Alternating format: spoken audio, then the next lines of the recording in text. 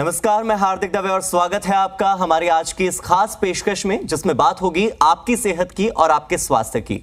आप अगर पुरुष हैं तो हमें गौर से सुनिएगा, और अगर आप एक महिला हैं, पुरुष नहीं है, तो थोड़ा ज्यादा ध्यान लगाकर सुनिएगा, क्योंकि परिवार और दोस्तों से घिरे होने के बावजूद भी हम पुरुष कभी खुलकर अपनी समस्याओं पर बातचीत नहीं करते, अपने दर्द को छिपा लेते हैं, और ये पुरुषों की आदत होती है।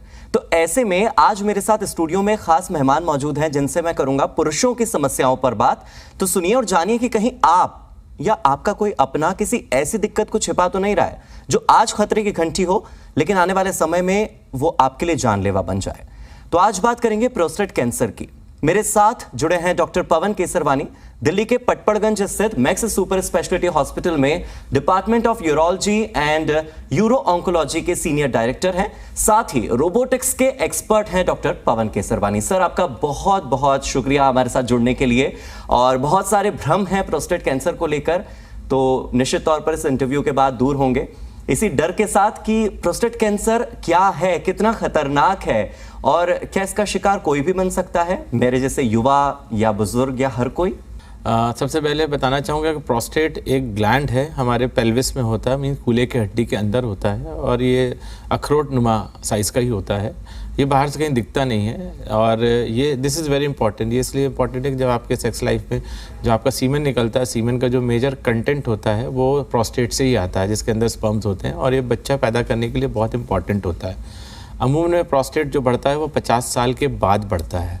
तो 50 साल के बाद शरीर में क्या होता है, हमारे अंदर दो हार्मोन होते हैं, male hormone and female hormone. जैसे मेल को हम टेस्टोस्टेरोन कहते हैं और फीमेल को एस्ट्रोजन कहते हैं। तो इसका डिसबैलेंस होना चालू हो जाता है, जिसके वजह से इस ग्लैंड का जो प्रकार है, जो उसका साइज़ है, वो बढ़ना चालू होता है। तो जब ये बढ़ता है तो उसके वजह से प्रोस्टेट के पेशाब के सिम्टम्स होते हैं पेशेंट्स को। तो वो पेशाब की दिक्कतें, जैसे पेशाब खुल के ना होना, रुक रुक के आना, बार बार जाना, पेशाब में कंट्रोल नहीं होना, रात को कई बार उठना, यहाँ तक कि कुछ लोगों का पेशाब टॉयलेट जाते जाते निकल जाता है। तो ये तो मैं बताया था बिनाइन प्रोस्टेटिक हाइपरप्लेजिया, तो मीन्स कि normal benign age related changes होते हैं। बट इसमें क्या होते हैं, अमूमन ये कैंसर में भी कन्वर्ट हो जाता है। कैसे कन्वर्ट हो जाता है, जैसे हमारे शरीर के अंदर एक ब्रेक मैकेनिज्म होती है, जब सेल्स मल्टीप्लाई करते हैं तो उसको रोकता है। तो जो ये ब्रेक मैकेनिज्म हमारे शरीर के किसी भी अंग में अगर गड़बड़ हो जाती है, ये ब्रेक लगना बंद हो जाता है, तो ये सेल और मल्टीप्लाई करते चले जाते हैं और कैंसर का रूप ले लेते हैं। ठीक वही प्रोस्टेट में भी होता है, जिसकी वजह से प्रोस्टेट बढ़ता है, पेशाब की दिक्कतें होती हैं, और उसके वजह से प्रोस्टेट कैंसर होता है। जैसे मैंने कहा कि 50 साल के बाद ही बढ़ता है, तो यूजुअली 50 साल के बाद ही प्रोस्टेट कैंसर के इंसिडेंस पाए जाते हैं। और इसका इंसिडेंस अमूमन हम 50 साल की एज में माने, 50 साल की एज में तो 350 लोगों में से एक लोग को प्रोस्टेट कैंसर होता है, जो एज के हिसाब से बढ़ता चला जाता है। कहाँ के लोगों को ज़्यादा होता है? अगर आप एथनिसिटी की बात कर रहे हैं, आप कंट्रीज़ का जिक्र कर रहे हैं, फिर आप ये भी बता रहे हैं कि भारत में ही अलग अलग राज्यों में शायद अलग अलग स्टेटिस्टिक्स हो सकते हैं, तो क्या इसमें भी कोई अंतर आता है कि किसी कंट्री में ज्यादा कहीं कम? जी बिल्कुल। पहले तो ये पुरुषों का कैंसर है, तो पुरुषों में पाया जाता है। दूसरा, ये भारत में second most common cancer in males. तो अगर मैं कहूँ कि ये दूसरा कैंसर है मेल्स में इंसिडेंस के हिसाब से, और डेथ के हिसाब से ये जो प्रोस्टेट कैंसर है, ये कैंसरों में 5वां कारण बनता है डेथ का इन मेल पेशेंट्स। अब बात करें इस बीमारी का जो प्रिवेलेंस डिपेंड्स करता है कि this is a disease of urbanisation, मतलब जैसे जैसे शहर डेवलप करता है वैसे वैसे इंसिडेंस पाया गया है। जैसे दिल्ली में और त्रिवेंद्रपुरम में, पुणे में ये पाया गया कि ये सेकंड मोस्ट कॉमन कैंसर है। बम्बई में, कलकत्ता में ये पाया गया कि ये थर्ड मोस्ट कॉमन कैंसर है, और ये इसका इंसिडेंस मेट्रोपॉलिटन सिटी में ज़्यादा है। अब ज़्यादा दो तरीकों के हो सकता है, एक तो अर्बनाइजेशन, मेट्रो सिटीज़ में हेल्थ केयर फैसिलिटी ज़्यादा अच्छी होती है, जल्दी डायग्नोसिस बन जाती है, एक वो रीज़न हो सकता है। बट ओवरऑल पाया जाता है कि जो जैसे जैसे अर्बनाइजेशन होता गया है वैसे वैसे इंसिडेंस बढ़ता गया है। जैसे यूएस में भी था कि पहले जो था इंसिडेंस, वो जो है अब के रिजल्ट में बढ़ा इंसिडेंस, बट पहले जो इंसिडेंस होता था उसमें मेटास्टैटिक डिसीज़ काफ़ी लेट स्टेज पड़ता था, बट आज की डेट में अर्ली स्टेज में हम उसको डायग्नोस कर लेते हैं। किसी भी बीमारी के सिम्टम्स जब हम गूगल करते हैं, मुझे भी अगर कोई सिम्टम्स फील होते हैं, चाहे बुखार आ रहा हो, कुछ भी आ रहा हो, तो हम सीधे गूगल करते हैं, तो गूगल बताता है कि आपको तो कैंसर है। तो डॉक्टर गूगल से जब भी कि आप किसी बीमारी के बारे में पूछेंगे तो रिजल्ट आता है सीधा कैंसर। लेकिन आप खुद एक डॉक्टर हैं, तो कैंसर है या नहीं प्रोस्टेट में, ये कैसे पता चलता है? हम भरोसा किस पर करें, क्योंकि ट्रस्ट करना बहुत मुश्किल है आज के जमाने में। देखिए, गूगल एक काम तो करता है कि आपको एक अवेयरनेस दे देता है। हाँ। It gives you an awareness कि आपको प्रोस्टेट कैंसर हो सकता है, मेरे को ये प्रॉब्लम हो रही है, तो मैं आगे क्या करना है। तो सबसे पहला काम आपको करना है कि आप किसी भी फिजिशियन, किसी भी डॉक्टर, चाहे वो MBBS डॉक्टर है, उनसे जाके मिलें। कब मिलें? आपको अगर पेशाब खुल के नहीं आ रहा है, रुक रुक के आ रहा है, धार अच्छी नहीं बन रही है, रात को कई बार उठना पड़ रहा है, जाते जाते पेशाब निकल जाता है, कोई भी पेशाब की दिक्कत है और आपकी एज 50 ईयर्स प्लस है, तो आप सबसे पहले डॉक्टर से मिलिए, अपनी प्रॉब्लम उनको बताइए। भ्रम है कि जब PSA यानी कि प्रोस्टेट स्पेसिफिक एंटीजन का लेवल शरीर में बढ़ जाता है तब प्रोस्टेट कैंसर होता है। तो क्या हमेशा ऐसा माने कि PSA बढ़ गया है तो मतलब सीधे आपको कैंसर हो गया है? क्योंकि ये PSA लेवल का बढ़ना सीधे तौर पर कैंसर को इंगित तो नहीं करता होगा।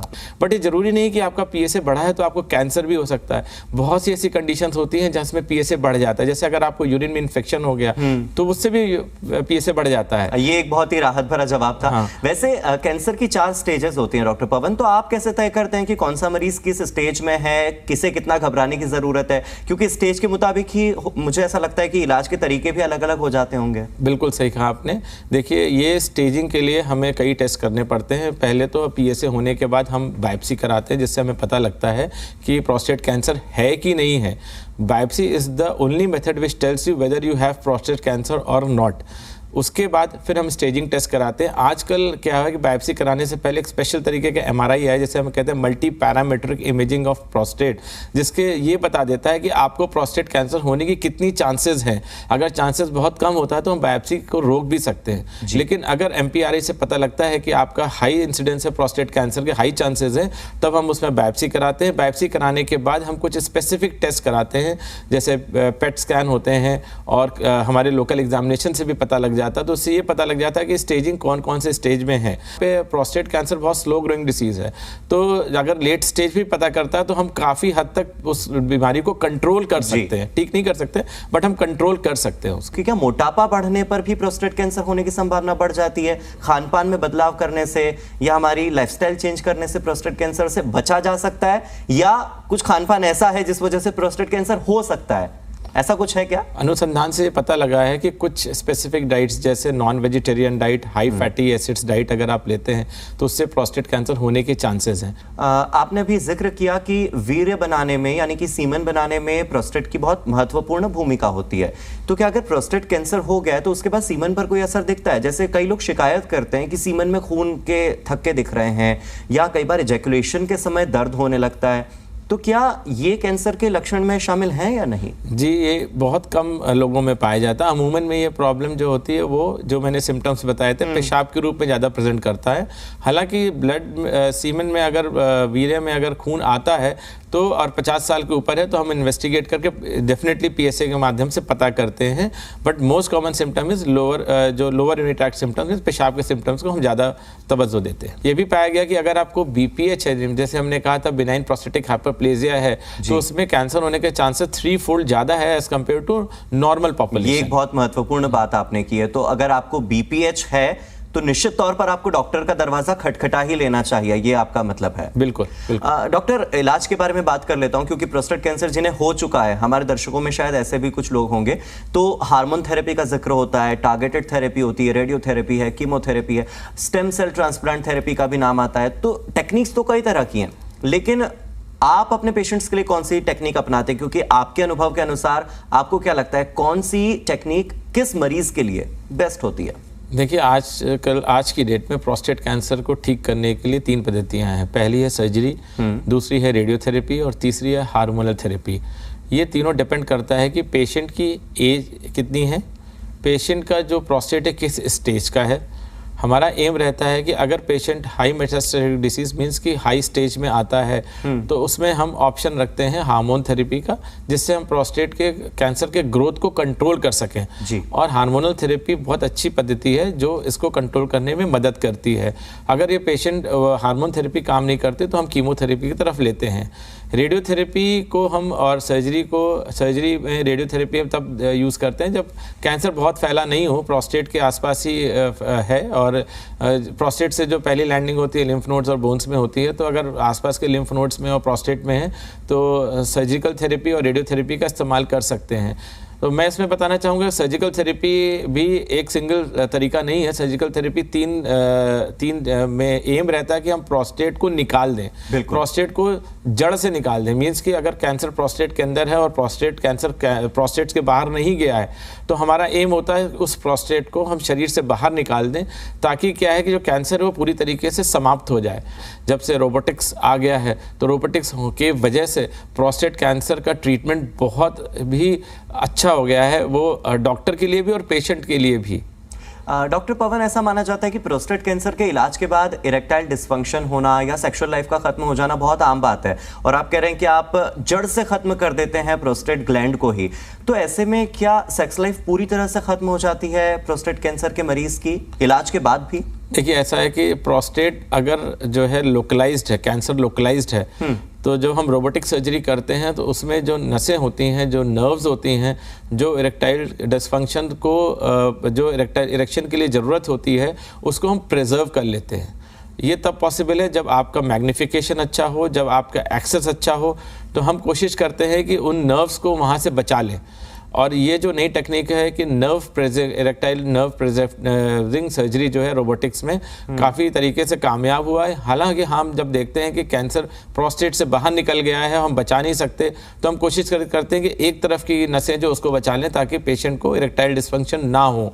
लेकिन कभी कदार क्या होता है कि प्रोस्टेट कैंसर अंदर बहुत फैला हुआ होता है, तो हम बचा नहीं पाते, उसमें हमें उसको पूरी तरीके से निकालना पड़ सकता है। बट अगर हम उसको निकाल भी देते हैं, तो हम पेशेंट को आगे थेरेपी में फॉलोअप में जब वो घर जाता है, तो उनको कुछ मेडिसिन्स देते हैं जो इनके इरेक्टाइल फंक्शन को मेंटेन रखता है। और ये थेरेपी उन पेशेंट्स में काफ़ी कारगर रही है।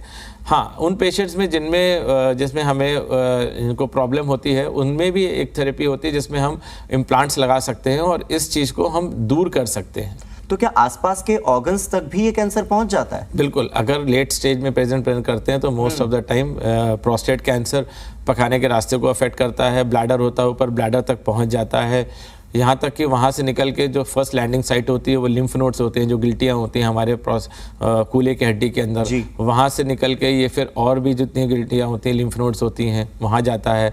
प्रोस्टेट कैंसर का सबसे इंपॉर्टेंट लैंडिंग साइट बोन्स होता है, तो अगर वो सबसे पहले बोन्स में भी जाता है, साथ साथ साइड किनारे नियर बाई ऑर्गन्स को तो इन्वॉल्व करता है, उसके अलावा ये हड्डियों की तरफ भी जाता है और वो हड्डी को कमज़ोर कर देता है, जिसके वजह से फ्रैक्चर होने की चांसेस भी होती हैं। लेकिन सर, ये तो बहुत एक्सट्रीम केस हो गया। अगर हम रोबोटिक सर्जरी की बात करें, तो क्या रोबोटिक सर्जरी कितने स्टेज तक के मरीजों के लिए बेस्ट होती है? ये कितनी कारगर है? रोबोटिक सर्जरी कितनी सफल है और किन मरीजों के लिए सफल है? रोबोटिक सर्जरी हम लोकलाइज्ड प्रोस्टेट या प्रोस्टेट के आसपास के ऑर्गन में अगर पहुंच गया है, तो रोबोटिक सर्जरी से हम उसको ट्रीट कर सकते हैं।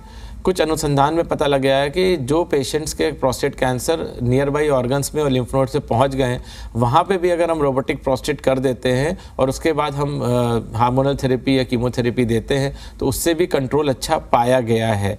बट जिन लोगों का प्रोस्टेट कैंसर प्रोस्टेट के अंदर है और थोड़ा बहुत बाहर गया हुआ, उनको हम रोबोटिक सर्जरी करके पूर्ण तरीके से क्योर कर सकते हैं। अभी आपने जिक्र किया था कि फीमेल्स में एंड्रोजन हार्मोन होता है और मेल्स में टेस्टोस्टेरोन। तो कई बार टेस्टोस्टेरोन का नाम मैंने जहां सुना है, तो जिम जाने वाले लोग या जिन लोगों को अपनी मर्दाना ताकत बढ़ानी होती है, ऐसे लोग टेस्टोस्टेरोन के इंजेक्शंस लेते हैं। तो क्या टेस्टोस्टेरोन हार्मोन का बढ़ना या फिर इस हार्मोन का घटना कैंसर को जन्म दे सकता है क्या? बिल्कुल, आपने सही सवाल पूछा है। जो टेस्टोस्टेरोन हार्मोन है वो प्रोस्टेट कैंसर को बढ़ाता है। इसलिए जब हम ऑपरेशन करते हैं, तो हम जब फैले हुआ रहता है प्रोस्टेट कैंसर, शरीर से बाहर फैल गया होता है, तो हम उसमें कुछ ऐसी दवाइयाँ देते हैं जो टेस्टोस्टेरोन के बनने को रोकता है या टेस्टोस्टेरोन के इफेक्ट को ब्लॉक कर देता है। अमूमन जैसे टेस्टिस का निकालना, कुछ और की इंजेक्शन देना। तो टेस्टोस्टेरोन प्रोस्टेट कैंसर के लिए वैसे ही है जैसे ऑक्सीजन आग के लिए होती है। और आप भी अपने पड़ोस में सबको बताइए कि जी आपको प्रॉब्लम है तो आप डॉक्टर से मिलिए और ज़रूर मिलिए। सर, ऐसा कहते हैं कि कैंसर ठीक होने के बाद फिर से होने के चांसेस भी होते हैं, तो प्रोस्टेट कैंसर के साथ भी ऐसा है क्या? अगर आप प्रोस्टेट को जड़ से ही निकाल देंगे और आपने अर्ली स्टेज में, स्टेज 1 और 2 में ही ये काम कर लिया रोबोटिक सर्जरी से बिल्कुल सफल तरीके से, तो क्या बाद में ऐसी कोई संभावना कि कैंसर फिर से हो सकता है? जी बिल्कुल, हम जब ऑपरेशन करते हैं तो पेशेंट्स को रेगुलर फॉलोअप पे रखते हैं। पीएसए का टेस्ट हर पेशेंट्स में कराते हैं ऑपरेशन के बाद रेगुलरली। हम हर 3 महीने पे बुलाते हैं, उनकी प्रॉब्लम्स को सुनते हैं, उनके प्रॉब्लम्स का असेसमेंट करते हैं, पीएसए का टेस्ट कराते हैं। और अगर हमें लगता है कि पीएसए बढ़ रहा है तो ये मानते हैं कि हो सकता है कि प्रोस्टेट कैंसर के सेल्स जो पहले वहाँ से निकल के किसी और ऑर्गन में चले गए वहाँ वो डेवलप कर रहे हैं, या जहाँ से हमने प्रोस्टेट निकाला, जैसे कहते हैं प्रोस्टेट बेड, वहाँ पे कुछ सेल्स पहले से रहे होंगे जो छूट गए हैं या फिर निकालते वक्त वहाँ रह गए, नहीं निकल पाए। क्योंकि ये सेल्स बहुत आँख से नहीं दिखते हैं आपको, आप तो ग्रॉस ट्यूमर निकालते हैं, ग्रॉस प्रोस्टेट निकालते हैं, बट ये सेल्स आँख से नहीं दिखते हैं, या पहले से कहीं पहुँचे हुए रहते हैं, या जो वहाँ से फिर बाद में ऑपरेशन के बाद वो फिर डेवलप कर जाते हैं। तो उन पेशेंट्स का बहुत ध्यान रखा जाता है। ये प्रोस्टेट कैंसर में सारे कैंसर्स के प्रिंसिपल्स होते हैं कि पेशेंट्स को रेगुलर फॉलोअप पे रखते हैं, उनका रेगुलर इलाज चेक किया जाता है, अल्ट्रासाउंड एमआरआई के माध्यम से पीएसए का टेस्ट कराया जाता है, एंड अकॉर्डिंगली फिर हम उस पर एसेस करते हैं कि कैंसर का रिकरेंस है कि नहीं है। हालांकि अगर आप पूर्ण रूप से कैंसर निकल गया तो रिकरेंस के चांसेस बहुत कम होते हैं। ये कॉस्ट फ्रेंडली है नहीं है, अगर आप स्पेसिफिकली बता सकें कि किस तरह के मरीजों के लिए कितना खर्च आ सकता है, ताकि लोग इस बारे में भी सोचे कि हाँ वाकई ये इतना महंगा इलाज नहीं है, क्योंकि बीमारी से ज्यादा डर लोगों को इलाज से लगने लगता है। देखिए, अगर आप अर्ली स्टेज पे आ जाते हैं और पहले ये पता लग जाता है कि है कि नहीं है, तो आप एक तरीके से सेफ जोन में आ जाते हैं। आप अपने आप को एक अच्छा फील करते हैं कि जी मैं तो सबसे पहले मैं बिल्कुल ठीक हूँ। तो उसकी वजह से जो आपको एक फीलिंग आती है, good feeling, feel good factor आता है, वो आपको आपके वर्क में, वर्क फैक्टर आपके ऑफिस में एक अच्छा से एनवायरनमेंट बना देता है। और अगर पता लग भी जाता है तो आप अपने आप को ठीक करके अपनी लाइफ एक्सपेक्टेंसी भी बढ़ाते हैं, आप अपनी क्वालिटी ऑफ लाइफ भी बढ़ाते हैं। वही चीज़ आपको 5 साल 10 साल बाद पता लगे और ये पता लगा कि जी हमारा तो ट्रीटमेंट अब नहीं हो सकता, या हमारी लाइफ एक्सपेक्टेंसी अब बहुत कम है, तो definitely you gain much then you have lost in later stages. तो कॉस्ट फैक्टर ऐसा नहीं आता। मैंने आपको सारे क्वेश्चन भी समझाए कि आपका हॉस्पिटल स्टे कम हो जाता है, आपका जो आप अपने ऑफिस अच्छे से जल्दी से जा सकते हैं, तो ओवरऑल कॉस्ट फैक्टर में बहुत ज़्यादा फर्क नहीं पड़ता। बट डेफिनेटली जैसे जैसे डेवलपमेंट होंगे, जैसे जैसे चीज़ें हमारे आर्मेटेरियम में जुड़ते जाएंगे, कॉस्ट फैक्टर बढ़ता जाएगा, फिर पैसेज ऑफ टाइम वो कॉस्ट भी कम हो जाता। फायदे की लिस्ट बहुत लंबी थी, साइड इफेक्ट्स की लिस्ट बता दीजिए। क्या साइड इफेक्ट्स भी हैं रोबोटिक सर्जरी के, या जो दूसरी थेरेपीज आपने बताई हैं, हार्मोन थेरेपी आपने बताई है, जो कीमोथेरेपी है, इनके कीमोथेरेपी के तो खैर बहुत सारे साइड इफेक्ट्स हैं, लेकिन अगर सर्जरी की बात करें केवल, देखिए हाँ, साइड इफेक्ट्स तो सारी सर्जरीज के साइड इफेक्ट्स हैं। तो शुरू में वीकनेस आना, और आपने जो जाहिर किया था कि इरेक्टाइल डिसफंक्शन, ये एक साइड इफेक्ट्स है। और शुरू में पेशाब में कंट्रोल ना होना कुछ लोगों में होता है, with gradual passage of time धीरे धीरे वो कंट्रोल भी उनका पेशाब में आ जाता है।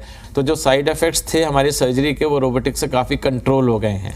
डॉक्टर पवन, मैं एक बात और जानना चाह रहा था, क्या कोई साइकोलॉजिकल फैक्टर भी जुड़ा होता है प्रकार की मानसिकता की?